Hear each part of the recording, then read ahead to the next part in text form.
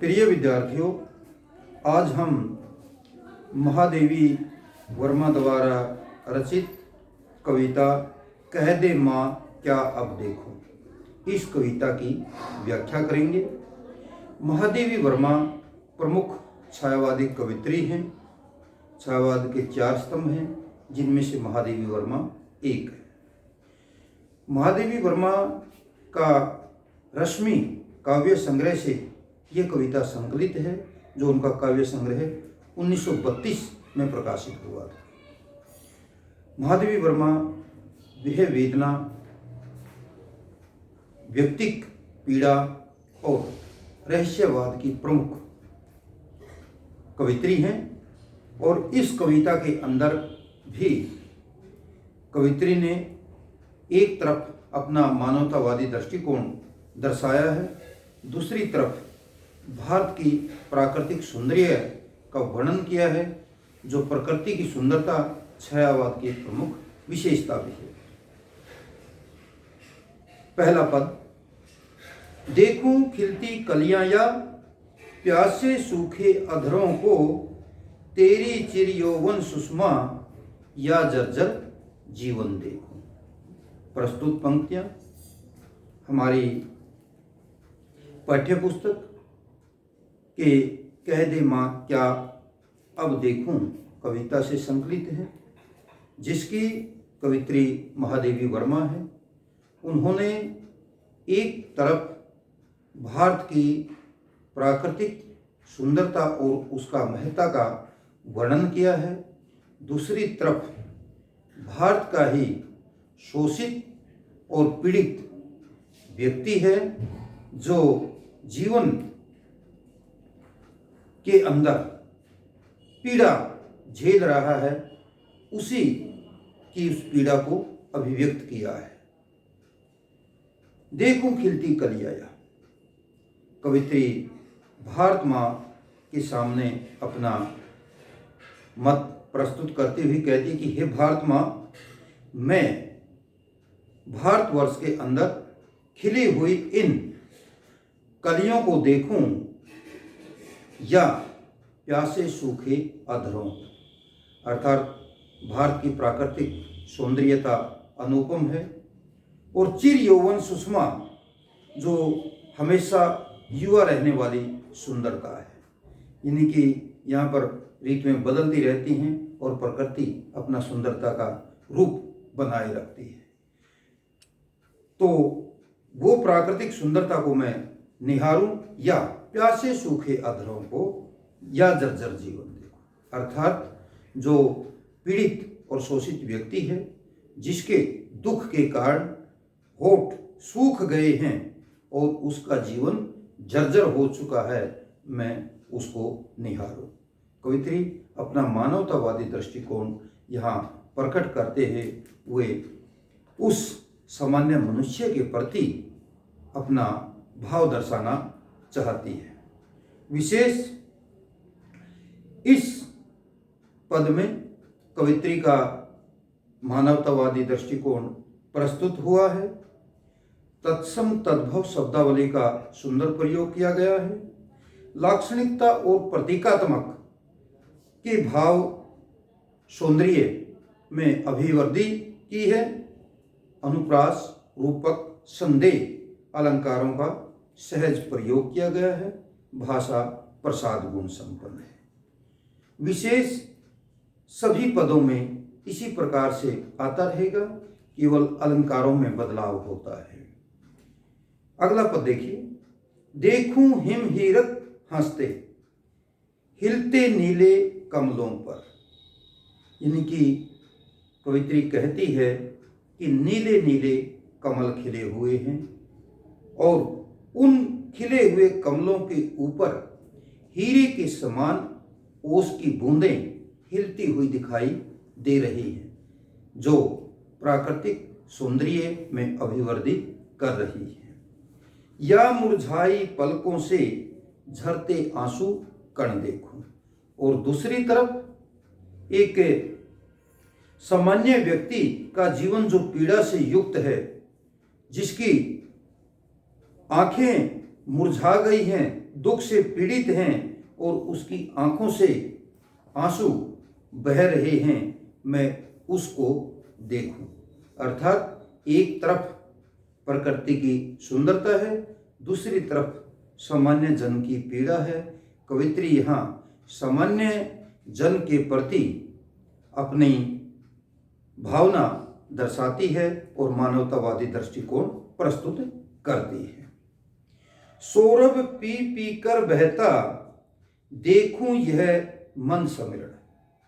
समरण हवा, मंद मंद हवा जो चल रही है, उस प्राकृतिक वातावरण के अंदर जो सुगंध को पीकर, फूलों की खुशबू को पीकर धीरे धीरे वातावरण में बह रही है और मानव, सामान्य मानव को जो सुखद एहसास प्रदान करने वाली है। प्रकृति की एक तरफ ये सुंदरता है और दूसरी तरफ दुख की घूंटें पीती या ठंडी सांसों को देखो।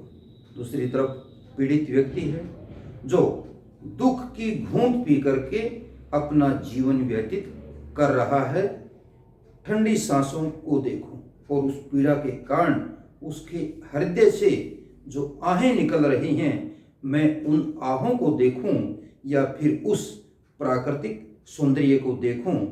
यहाँ कवित्री भारत माता से आग्रह, अपना विचार प्रकट करते हुए कहती है कि मैं संशय में हूँ, द्वंद्व में हूँ कि मैं किसको अपना मत दूँ। अर्थात सामान्य व्यक्ति के प्रति फिर वह अपनी पीड़ा, अपना जो भाव प्रकट करती है। खेलूं प्रागमय मधु में, तेरी वसंत छाया में, या झुलसे संतापों से प्राणों का पतझर देखूं। अर्थात खेलूं प्रागमय मधु में, मधु में यानी मधुरता, मधुर और प्राग के कर्ण। खेलूं प्रागमय मधु में, वसंत ऋतु के अंदर जो फूल पौधों पे नए पत्ते आ जाते हैं, नई कलियां आ जाती हैं और उन के सुंदर पराग के कण, उन फूलों में जो सुंदर पराग के कण हैं, यानी कि उनसे खेलो, यानी कि उनको निहारो में। या झुलसे संतापों से प्राणों का पतझड़ देखूं, या जैसे कि पतझड़ के अंदर जो यौवन होता है, सुषमा और जीवन का उत्साह समाप्त सा हो जाता है, उसी प्रकार से जो जिस व्यक्ति के जीवन का उत्साह समाप्त हो गया है, जिसके हृदय में सुंदरता या यौवन का भाव नहीं रहा है, मैं उस व्यक्ति यानी कि जो दुखों से पीड़ित व्यक्ति है, उसके प्राणों को देखूं जो पतझड़ के समान हो गया है। अगला पद हमारा, मकरंद पगी केसर पर, जीती मधु परियां ढूंढूं, या उर पंजर में कण को, तरसे जीवन सुख देखूं। अर्थात यहाँ कवित्री कहती है कि मकरंद पगी केसर पर, यानी पराग कणों से भरी हुई केसर के जो फूल हैं वो खिले हुए हैं और उनके ऊपर तितलियां रसपान करने के लिए बैठी हुई हैं।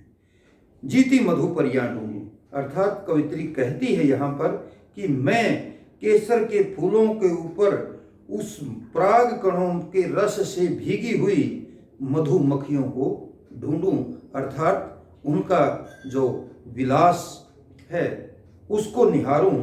या उर पंजर में कण को, उर हृदय रूपी पिंजरे के अंदर तरसे जीवन सुख देखूं। जीवन रूपी तोता जो बंधा हुआ है, वह कण कण को जो तरस रहा है, अर्थात वह सामान्य व्यक्ति जिसको खाने के लिए अनाज भी बड़ी मुश्किल से मिलता है, मैं उस दुखी व्यक्ति जो अपने 2 समय के भोजन के लिए भी हमेशा परिश्रमरत रहता है, मैं उसकी ओर देखूं। कलियों की घन जाली में छिपती देखूं लतिकाएं, या दुर्दिन के हाथों में लज्जा की करुणा देखूं। अर्थात जैसे कलियों का बना हुआ जाल बिछा हुआ है, कली गहन रूप से एक दूसरे के पास उगी हुई हैं और उस कलियों की अधिकता के कारण लताएं उनमें छिपती हुई सी दिखाई दे रही है। तो इस प्रकार से प्रकृति का अपना सौंदर्य है जो बड़ा मनोहर है। या दुर्दिन के हाथों में लज्जा की करुणा देखो। और दूसरी तरफ यानी कि दुर्दिन जो बुरे दिन होते हैं और उनके एक सामान्य व्यक्ति, शोषित व्यक्ति के जीवन के अंदर जो पीड़ित व्यक्ति है, जो उसके अंदर बुरे दिन, उसके जीवन में बुरे दिन हैं, लज्जा की करुणा देखूं, यानी कि जिसको लज्जा भी करुणा का भाव प्रकट करती हुई दिखाई देती है, या मैं उस पीड़ित और शोषित व्यक्ति की तरफ देखूं। बहलाऊं नव किसलिए के, झूले में अली शिशु तेरे। अली भरमर होता है और शिशु बच्चा, यानी भरमर रूपी बच्चा।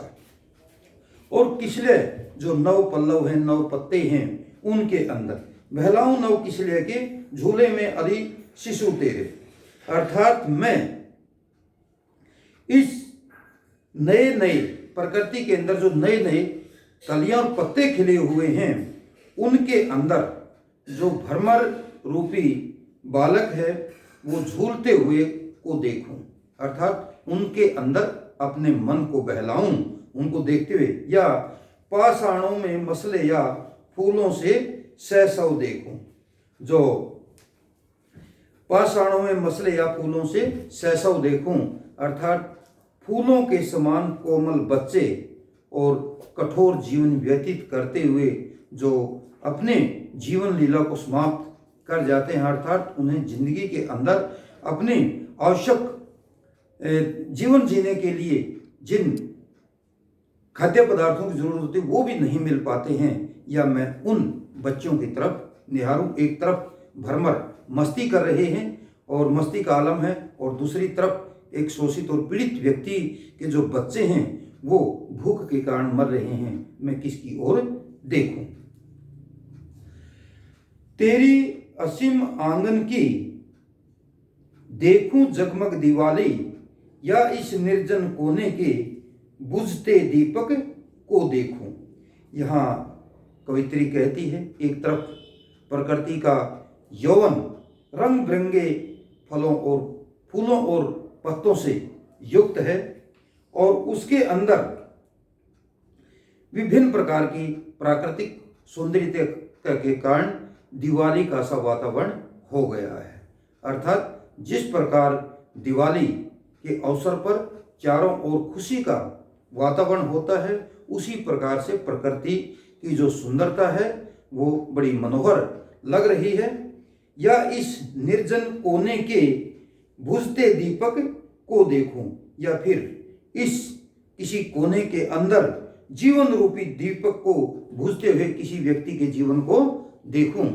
यानी कि जो गरीबी के कारण, जो पीड़ा और दुख के कारण व्यक्ति अपना जीवन, उसका व्यक्ति का जीवन बुझे हुए दीपक के समान हो रहा है, मैं ऐसे पीड़ित और शोषित व्यक्ति की ओर देखूं। तो यहाँ कवित्री का अपना मानवतावादी दृष्टिकोण है, और वह इसमें उसके शोषित और पीड़ित व्यक्ति के प्रति अपनी जो संवेदना है वो प्रकट करती है।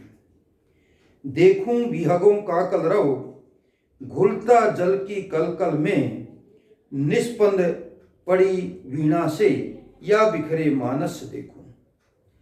प्राकृतिक वातावरण के अंदर पक्षियों का कलरव, कलकल की ध्वनि वातावरण में मनमोहक दृश्य प्रस्तुत कर रहा है।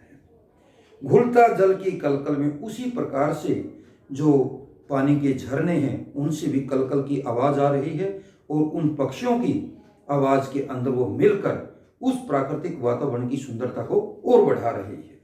निष्पंद पड़ी वीणा में, या बिखरे मानस देखूं। या दूसरी तरफ यानी बिना कंपन के शांत वीणा के समान किसी मनुष्य का बिखरा भगन हृदय को देखूं।